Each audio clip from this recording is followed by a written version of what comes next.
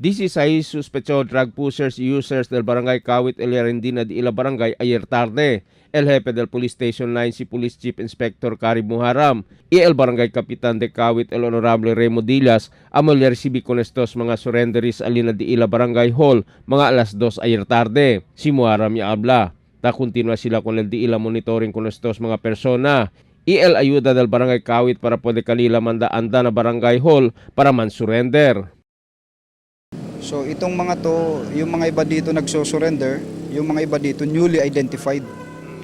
So yung pangalan nila ay nag-link doon sa kwan.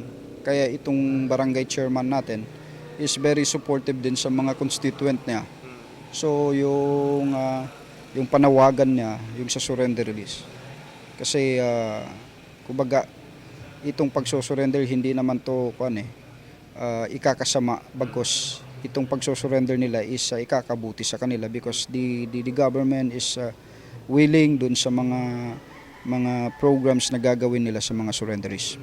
El Honorable Remo Dilas ta pidi con aquellos talipa afuera ta continua pal bendita del droga prohibido na su barangay para rindihan na otoridad para hindi pa atrasaw. Aquel otro tapensa pa man surrender kay sabi o chene pwet otro nuay baka tanlingasa sila kay Chenet Abla si man surrender kuhi kanila. Hindi amo el mensaje. Abri pa el puerta del justicia para asincansa el mensaje que debe kita cambia.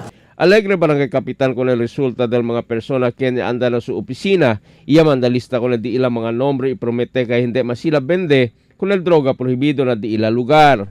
Emil Tuban, Dateline Zamboanga.